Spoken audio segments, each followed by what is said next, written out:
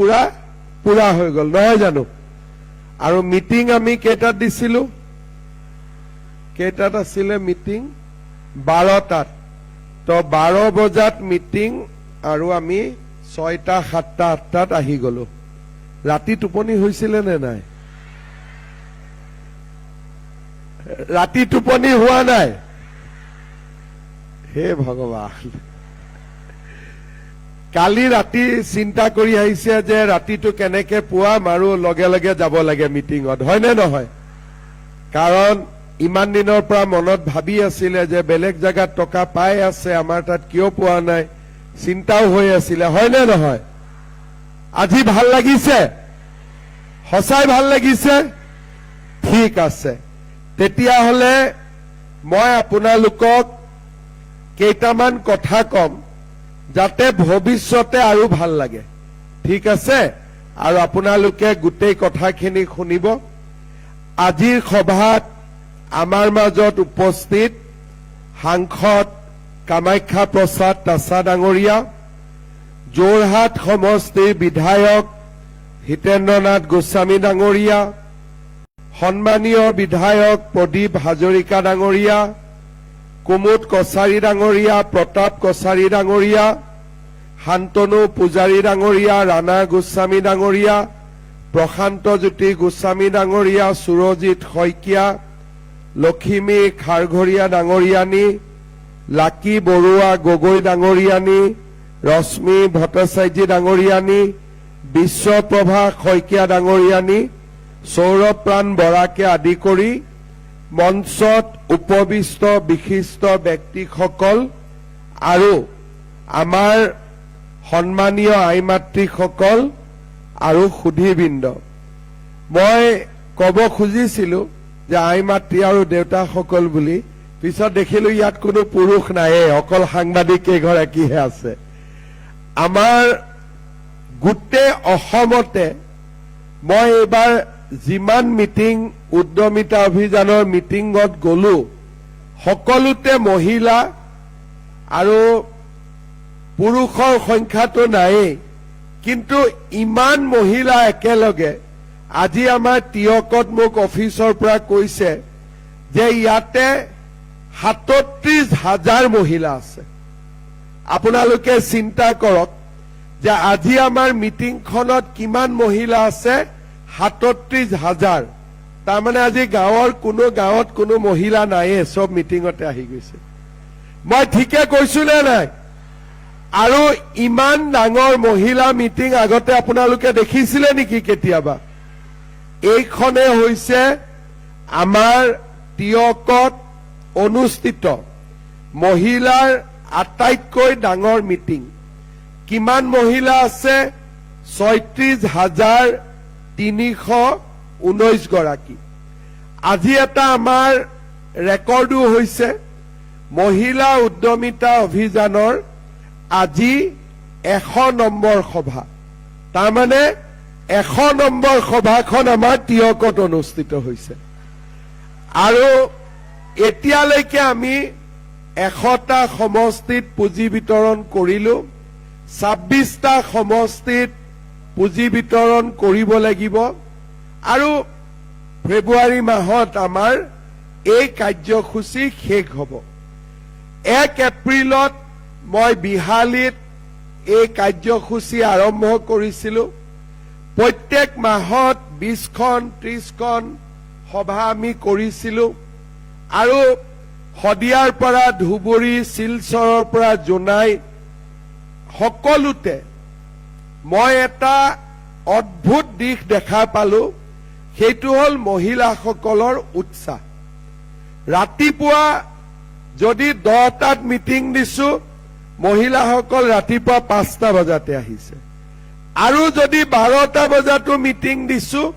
7টা বজাত মহিলাসকল আহি উপস্থিত মই কোনোবা মিটিংত সুধো যে বাইদেউ 5টাতে আহিলে ঘৰত চাহ কোনে বনাইছে বোলে আজি এইবোৰ খবৰ ৰাখা নাই আৰু আজি খালি মিটিংত আহিব লাগে দুপৰীয়াৰ ভাতো নাথাকে ঘৰততো আপোনালোক ইয়াত আছে এতিয়া ভাত বা কোনে বনাব কাৰো চিন্তা নাই মনত উৎসাহ উদ্দীপনা যে আজি আমি চৰকাৰৰ পৰা 10,000 টকাকৈ পাম। চৰকাৰে আমাক লাখপতি বাইদেউ হবৰ কাৰণে আগবঢ়াই লৈ যাব। মই প্ৰথম MLA হৈছিলো 2001 চনত। আজি মোৰ 25 বছৰ হ'ল। চৰকাৰ আহিছে, চৰকাৰ গৈছে, কিন্তু মহিলাৰ কাৰণে ইমান ডাঙৰ আঁচনি আৰু মহিলাসকলৰ ইমান উৎসাহ মই আগত কেতিয়াও দেখা নাই।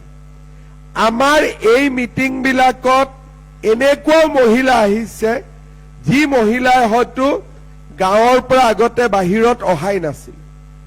বহুত মহিলা আহিছে যোনে কেতিয়াও আগত মিটিং সভাহত নগৈছিলে। কাৰণ কি যে মহিলাসকলৰ মাজত এটা পৰিৱেশ সৃষ্টি হৈছে যে চৰকাৰে আমাক কিবা এটা সন্মান দিব খুজিছে। 10,000 টকাটো ডাঙৰ কথা নহয়। সকলোৰে ঘৰত 10,000 টকা বেলেগ কৰি পোৱাৰো ব্যৱস্থা আছে, বা কিবা উপাৰ্জন কৰিও 10,000 টকা আমি পাব পাৰো। কিন্তু চৰকাৰে অসমৰ মহিলা সমাজক সন্মান দিছে। আজি আপোনালোকে চাওক, ইয়াতে 36,000 মহিলাই 36 কোটি টকা যোগ কৰিলে পাব। কিন্তু যদি সোধো যে পুৰুষ কেইজনে পাব, এজনেও নাপায়। 100% মহিলা। আগতে কি আছিলে? মহিলাৰ কাৰণে 30%, মহিলাৰ কাৰণে 33%। কিন্তু আমাৰ চৰকাৰে 3খন এনেকুৱা আঁচনি আনিলে য'ত মহিলা 100%। আজি আমাৰ চৰকাৰৰ আৰম্ভণিতে আমি অৰুণোদয় আঁচনি আনিলো। প্ৰত্যেক মাহৰ 10 তাৰিখে মহিলাৰ বেংক একাউণ্টত পইচা যাব। লাখপতি বাইদেউৰ আঁচনি মহিলাই পাব। নিযুত মইনা আঁচনি ছোৱালীয়ে পাব। আগতে কোনো চৰকাৰে কিবা কিবি আঁচনি লৈছিল, মই আঁচনি নাই লোৱা বুলি নকওঁ, কিন্তু মহিলাক সন্মান জনাম, মহিলাক গুৰুত্ব দিম, এই কথা আগত কোনেও চিন্তা কৰা নাছিলে। আজি মহিলাসকল ওলাই অহাটো কিমান প্ৰয়োজনীয় আপোনালোকে অলপ চিন্তা কৰক। আমাৰ সমাজত পুৰুষ কিমান থাকে? 50%। মহিলা কিমান থাকে? 50%। এতিয়া যদি 50%ই অকল ঘৰৰ কাম কৰে, বাহিৰত ওলাই নাহে, বাকী পুৰুষৰ 50%ই কাম কৰিলে সমাজখন আগবাঢ়ি যাব জানো? 50% ঘৰৰ ভিতৰত থাকিব। যদি আপোনালোকে পৃথিৱীৰ ডাঙৰ ডাঙৰ দেশবিলাকত যায়, মহিলা পুৰুষে সমানে কাম কৰে। সমানে কাম কৰিলে কি হয়? ঘৰখনৰ আৰ্থিক অৱস্থাটো ভাল হয়। গিৰিয়েকে উপাৰ্জন কৰে, ঘৈণীয়েকেও উপাৰ্জন কৰে। সমাজত মহিলাৰো সন্মান, পুৰুষৰো সন্মান, সমাজখন সমতা আৰু ভাৰসাম্য হৈ আগবাঢ়ে। যদি মহিলাগৰাকীয়ে কাম নকৰে, আগৰ দিনত কথাটো বেলেগ আছিল। আগত মহিলাসকলে কাম নকৰাটো সমাজৰ নিয়ম আছিল। আজি যদি মহিলাসকল আগবাঢ়ি নাহে, কেতিয়াবা ঘৰত দুটা কথা শুনিবলগীয়া হয়। আমাৰ বহুত ক্ষেত্ৰত পুলিচে বহুত গোচৰ পায়। এই গোচৰবিলাক কি হয়? ডমেষ্টিক ভায়েলেন্স। তাৰমানে ঘৰত গিৰিয়েক বা পুৰুষৰ হাতত মহিলা অপমান বা অত্যাচাৰ। এনেকুৱা বহুত কেছ অসমত আগতে পঞ্জীয়ন হৈছিল। যোৱা 5 বছৰত এই ঘটনাবিলাক লাহে লাহে কমি গ'ল। আমাৰ অসমত আটাইতকৈ যোৱা 5 বছৰত যি পৰিৱৰ্তন হৈছে সেয়া হৈছে মহিলাৰ বিৰুদ্ধে হোৱা অপৰাধৰ সংখ্যা কমিব আৰম্ভ কৰিছে।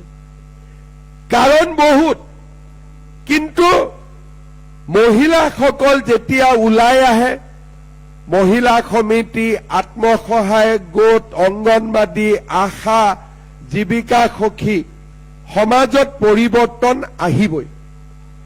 আজি আপোনালোকে চাওক, অৰুণোদয় 1250 টকা পায়। মধ্যবিত্ত মানুহৰ কাৰণে এইটো ইমান ডাঙৰ টকা নহয়, কিন্তু দুখীয়া পৰিয়ালৰ বাবে এইটো এটা বহুত ডাঙৰ টকা। গিৰিয়েকে 8 তাৰিখৰ পৰাই ঘৈণীয়েকক সুধি থাকে যে অৰুণোদয়টো সোমাল নেকি, হয়নে নহয়? তাৰ মানে অৰুণোদয়টো যদি গিৰিয়েকৰ একাউণ্টত সোমালেহেঁতেন, মহিলাগৰাকীকটো নুসুধিলেহেঁতেন। আমি টকাটো গিৰিয়েকৰ একাউণ্টতো দিব পাৰিলোহেঁতেন, কিন্তু আমি টকাটো মহিলাৰ একাউণ্টত কিয় দিলো?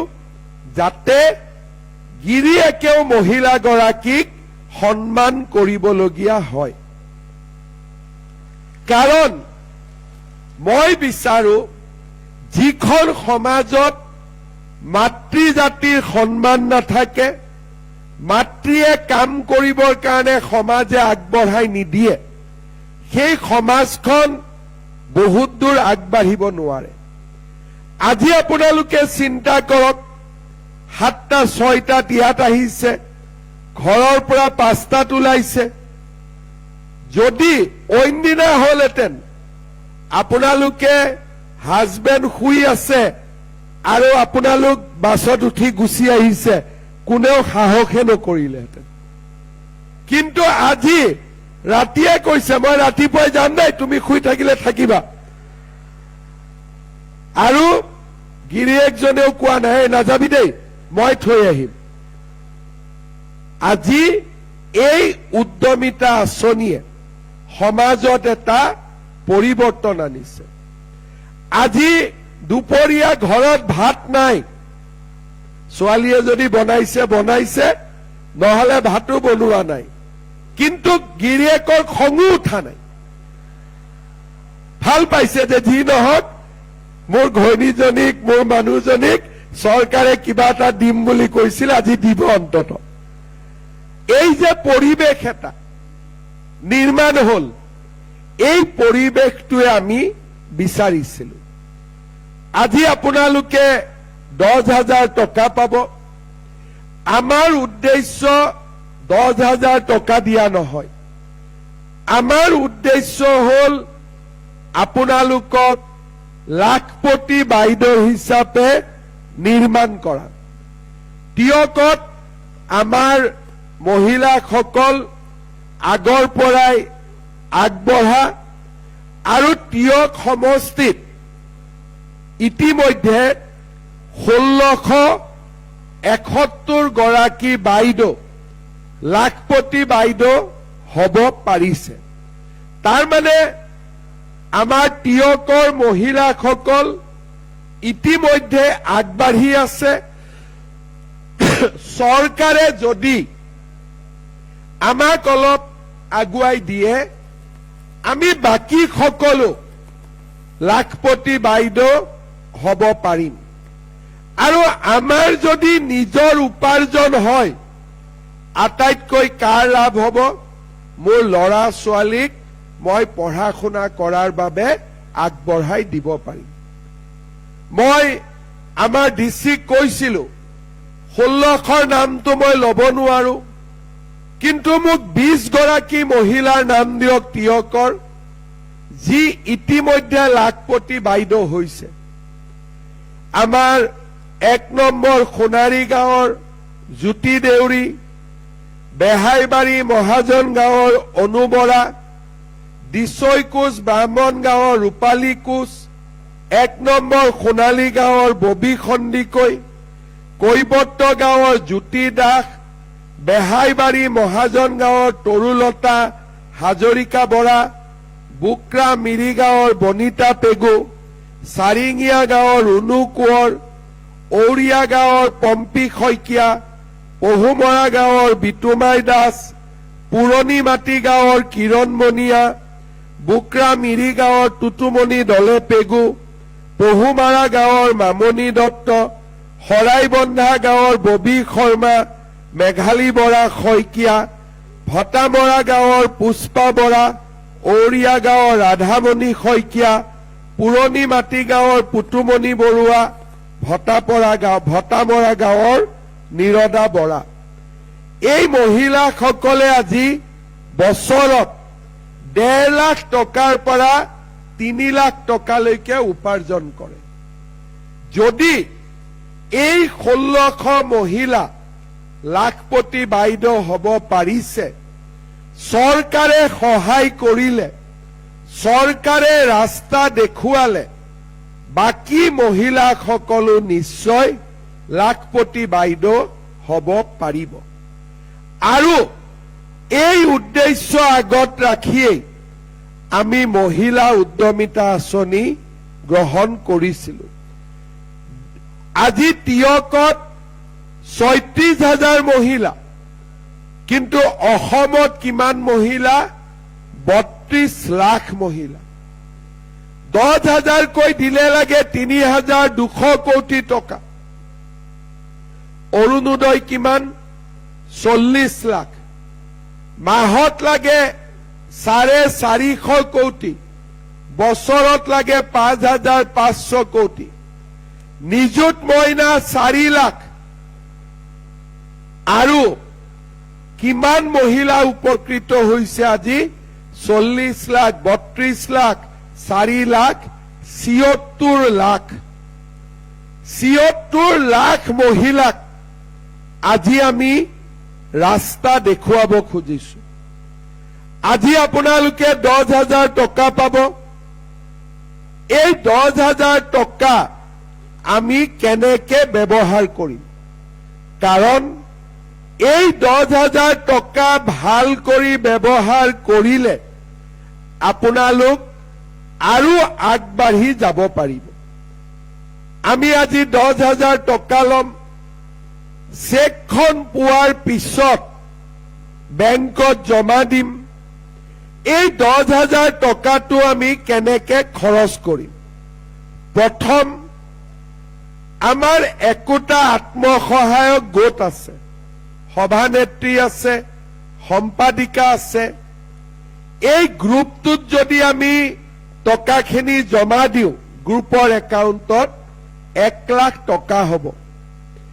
CLFৰ পৰাও লোন ল'ব পাৰোঁ আৰু গ্ৰুপটোৰ জৰিয়তে আমি ভাল কৰি ব্যৱসায় কৰিব পাৰোঁ। দ্বিতীয়তে, কিছুমান মহিলাই ক'ব যে আমি গোটত দিব খোজা নাই। কোনো কথা নাই, আমি নিজে কি কৰিম? কোনোবাই লিখিছে গাহৰি পালন কৰিম, কোনোবাই লিখিছে দুগ্ধ উৎপাদন কৰিম, কোনোবাই লিখিছে ছাগলী পুহিম, কোনোবাই লিখিছে হাঁহ কুকুৰা গাহৰি, মৌ-মাখি পালন কৰিব পাৰে, চিলাই মেচিন কিনিব পাৰে, শালত সূতা আনিব পাৰে, ফিচাৰীৰ কাৰণে মাছ কিনিব পাৰে। আমি যি কাম কৰো ভাল কৰি 10,000 টকাটো আমি বিনিয়োগ কৰিম। তৃতীয়তে, ধৰি ললো মই নিজেও কাম কৰিব খোজা নাই, মোৰ ভয় লাগে। মোৰ মানুহজনৰ বজাৰত এখন দোকান আছে, তাতে 10,000 টকাটো লগাই দিলো। ঘৰৰ এটা পুখুৰী আছে, তাতে 10,000 টকাটো লগাই দিলো। মানুহজনৰ ব্যৱসায়টো আমি 10,000 টকাটো দিব পাৰো। তাৰমানে আমি আপোনালোকক কেইটা ৰাস্তা দিলো? গ্ৰুপত দিয়ক, নিজে কৰক, নহলে ঘৰৰ মানুহজনৰ লগত লগ লাগি কিবা এটা কাম কৰক। 6 মাহ 7 মাহ 8 মাহ পিছত আমি আপোনালোকৰ ঘৰত আকৌ আহিম আৰু আমি সুধিম যে বাইদেউ 10,000 টকাটো পাইছিলে, বোলে পালো। টকাটো ক'ত খৰচ কৰিলে? বোলে পুৰণা মোবাইলটো পুৰণা হৈ গ'ল, নতুন এটা কিনিলো। কোনোবাই কব যে বিহু আহিলে কাপোৰ কিনিলো। ধুনীয়া কাপোৰ সকলোৱে পিন্ধি আছে আজি। ইয়াৰ লগত কোনোবাই টকাটো কব খৰচ হৈ গ'ল। তেওঁলোক পৰীক্ষাত ফেল। আন ঘৰত গলো, বাইদেউ টকা